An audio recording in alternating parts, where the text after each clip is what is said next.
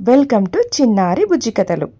ఒక ఊరిలో పుణ్యకోటి అనే నిజాయితీ కల ఒక ఆవు ఉంటుంది. ఈ ఆవు తన తోటి మిత్రులతో చాలా సన్నిహితంగా ఉంటూ మంచి పనులు చేస్తూ ఉంటుంది. అదే ఊరిలో డాన్ అనే ఒక టైగర్ ఉంటుంది.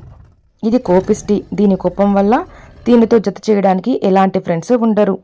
ఒకరోజు పుణ్యకోటి గడ్డి మేస్తూ ఇలా తన స్నేహితులతో మాట్లాడుతూ ఉంటుంది.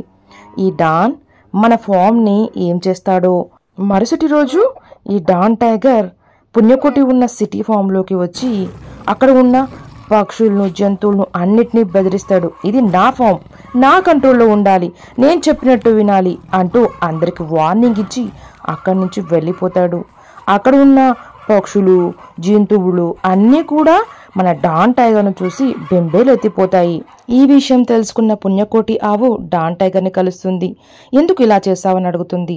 అవును, అలానే చేస్తాను, అది నా ఫామ్, నువ్వెవరు నన్ను అడగడానికి అంటూ పుణ్యకోటి మీద డాన్ టైగర్ విరుచుకుపడతాడు. అవును, ఇకపై నుంచి ఆ ఫామ్ ఎప్పటికీ నాదే, ఇక ఆ ఫామ్ గురించి మర్చిపోయి అక్కడి నుంచి తక్షణం ఖాళీ చేయండి అంటూ వాదన చేస్తాడు. అప్పుడు పుణ్యకోటి చాలా బాధపడుతూ, చూడండి డాన్, మీకు ఇలాంటి ఫామ్ చాలా ఉన్నాయి, మాకంటూ ఉన్నది అదొక్కటే. చాలా చిన్న పశుపక్షాదులు అక్కడ తిండి తింటూ బ్రతుకు సాగిస్తున్నాయి. మీరే ఈ పరిస్థితిలో ఉంటే అలా చేస్తారా? ఒక్కసారి ఆలోచించండి అని చెప్తుంది. పుణ్యకోటి అలా చెప్తూ ఉండగానే డాన్ టైగర్ చెప్పింది చాలు, నువ్వు వెళ్ళిపో అంటూ అక్కడి నుంచి వెళ్ళిపోతాడు. అయ్యో, ఇదేంటి ఇలా అయింది అని పుణ్యకోటి ఆలోచిస్తూ ఇంటికి వచ్చేస్తుంది. అక్కడ ఫామ్లో ఉన్న ఇతర మిత్రులతో కలిసి ఇలా మాట్లాడుతూ ఉంది.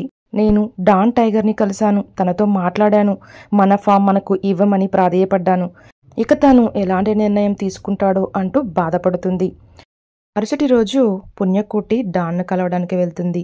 అక్కడికి వెళ్ళి, చెప్పండి డాన్, మీరు ఎలాంటి నిర్ణయం తీసుకున్నారు?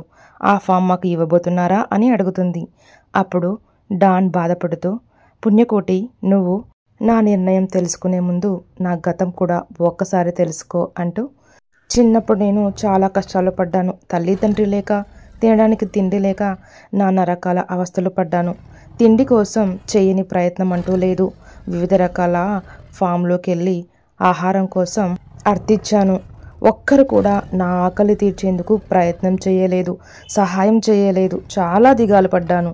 ఒకరోజు ఒక రైతు దగ్గర వెళ్ళి, నా కోసం ఆహారం ఇవ్వండి, మీకు కావాల్సిన పనులు చేసి పెడతాను అని అడిగాను. కానీ ఆ రైతు కూడా, నువ్వు చేయడానికి ఇక్కడ పనులంటూ ఏమీ లేవు, నీకు సరి అయిన నివాసం ఇది కాదు అని చెప్పి పంపించేస్తాడు. అప్పుడు ఆ టైగర్ బాధపడుతూ, ఇలా బలహీనంగా ఉన్నన్ని రోజులు నన్ను ఎవరూ పట్టించుకోవరు అనుకుంటూ ఇక క్రూరంగా మారాల్సిందే, దృఢంగా ఉండాల్సిందే అంటూ విలన్లాగా మారిపోతాడు. అప్పటి నుంచి తనకు కావలసినవన్నీ కూడా తన కాళ్ళ దగ్గరకు వచ్చేవి. ఇది నా గతం అంటూ పుణ్యకోటికి డాన్ టైగర్ వివరిస్తుంది. ఇదంతా విన్నాక పుణ్యకోటి డాన్ టైగర్ని తన ఫామ్ హౌస్కి తీసుకెళ్తుంది. చూడు డాన్, ఇక్కడ నీలాంటి వాళ్ళు చాలామంది ఉన్నారు. నువ్వు పడ్డ కష్టం వీళ్ళు పడడం కూడా కరెక్ట్ అంటావా చెప్పు? కాదు కదా, ఇలాంటివి అందరికీ జరుగుతూ ఉంటాయి. అవన్నీ మనం కాలానుగుణంగా మర్చిపోవాలి. మనం పడిన కష్టం ఇంకొకరు పడకూడదు అని తెలుసుకోవడంలోనే నిజమైన వ్యక్తిత్వం ఉంటుంది. పుణ్యకోటి మాటలు విన్న డాన్ మంచివాడిలా మారిపోతాడు. ఆ ఫామ్ను వారికే అప్పచెప్పేస్తాడు. ఈ స్టోరీ మీకు నచ్చిందా పిల్లలు? నచ్చితే లైక్ చేయండి, సబ్స్క్రైబ్ చేసుకోండి.